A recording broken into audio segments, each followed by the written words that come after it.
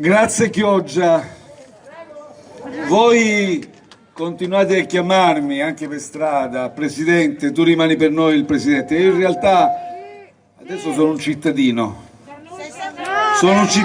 che con umiltà ha accettato una nuova sfida, quella di assumere la guida del Movimento 5 Stelle. L'ho fatto con orgoglio, con umiltà, ma con tanto entusiasmo, come sempre quando faccio qualcosa che considero di interesse generale. Questa è una nuova prospettiva per me, è una prospettiva però che è forte di un'esperienza già maturata. Se voi volete mantenere alta la soglia di attenzione per quanto riguarda il contrasto alla corruzione, state tranquilli, c'è il Movimento 5 Stelle. Se voi volete contrastare tutte le mafie che corrono e inseguono il denaro, i flussi finanziari e si infiltrano dappertutto, tranquilli, appoggiate il Movimento 5 Stelle.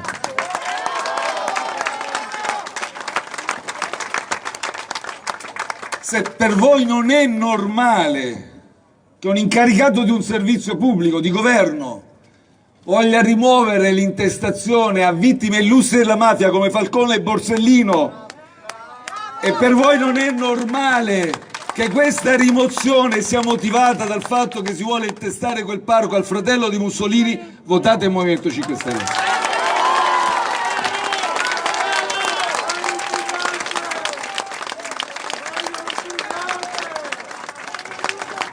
Ma ci sono anche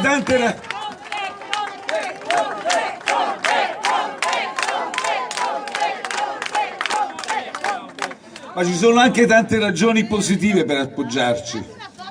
Se voi volete una transizione ecologica che sia governata in modo intelligente, razionale e realmente sostenibile, dovete votare il Movimento 5 Stelle, è una garanzia assoluta. Ed è una garanzia assoluta che si traduce anche nel blocco dell'attivazione di un impianto GPL in una zona patrimonio dell'UNESCO, come è avvenuto qui, con un decreto che abbiamo assunto per essere conseguenti alla nostra visione, al nostro progetto di società. Se per voi non è normale che ci siano 100.000 famiglie che soffrono per aver perso risparmi per le banche venete e vanno aiutate a dispetto di una legislazione che non lo consente e va fatto un decreto ad hoc, votate il Movimento 5 Stelle. Anche di Valusenso, un altro esempio di famiglie che avevano problemi con il fisco, anche lì ci siamo impegnati per risolvere quest'altra questione. Vedete, passo da problemi generali a problemi concreti. Questo per me è un itinerario, l'ho chiamato la politica è ovunque, per confrontarmi con voi, per conoscere meglio i vostri problemi, i vostri bisogni, anche dettagliati del territorio. Questo è un territorio bellissimo, un distretto ittico importante, il più importante d'Europa. Per continuare a lavorare come abbiamo fatto. Ricordo ancora l'acqua alta nel 2019. Siamo venuti, siamo intervenuti e adesso le indennità, mi dicono, stanno tutte arrivando. Noi ci siamo sempre per raccogliere le vostre istanze, per guardarvi negli occhi, leggere i vostri bisogni. Lo facciamo senza slogan, senza proclami, lo facciamo concretamente. Io sono qui in questo itinerario per ascoltare voi, per riossigenare il Movimento 5 Stelle, per ridargli la forza per interpretare le vostre istanze, però qui devo fare un'eccezione. Io qui a Chioggia vi chiedo qualcosa di più, vi chiedo di confermare l'esperienza di governo del sindaco Ferro e adesso interpretata dal candidato Daniele Stecco e da una comunità che è tutta insieme, con i parlamentari del Veneto, con Erika Baldin, la consigliera regionale e tutti gli altri attivisti e tutti gli altri simpatizzanti ci stanno dando una mano per dare un'ulteriore prospettiva a questa esperienza di governo, di amministrazione uscente.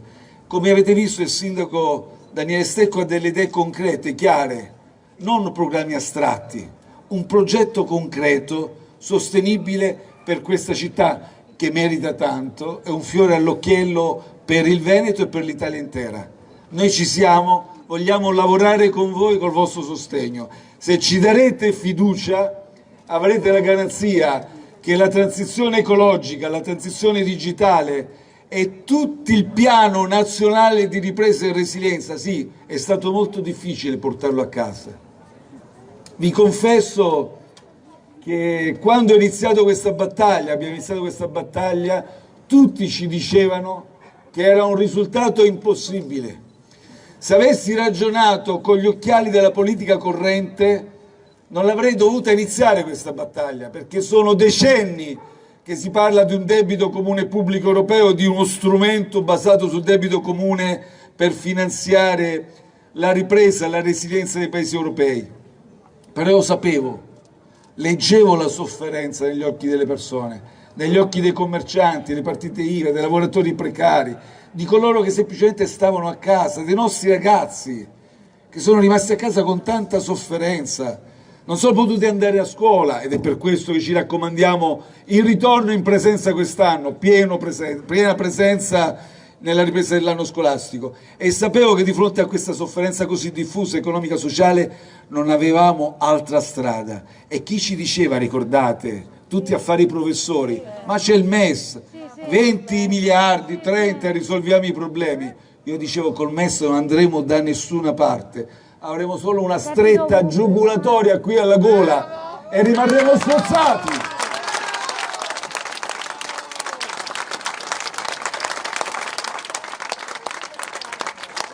Però l'ho detto allora e lo ridico stasera e vi lascio. Se abbiamo ottenuto quel risultato, non è soltanto perché abbiamo creduto a un'impresa impossibile.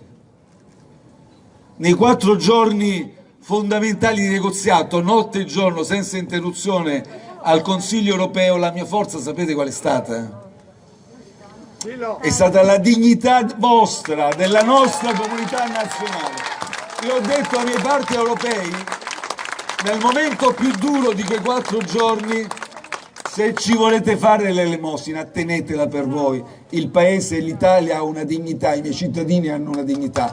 E quello ha sbloccato il negoziato. Grazie davvero, lavoriamo insieme, state tranquilli, che se ci investirete di fiducia, se vorrete investire sulla nostra affidabilità, faremo di tutto per non deludervi. E vi assicuro che l'impegno, la determinazione, la testa e il nostro cuore saranno massimi, massimi, massimi. Grazie.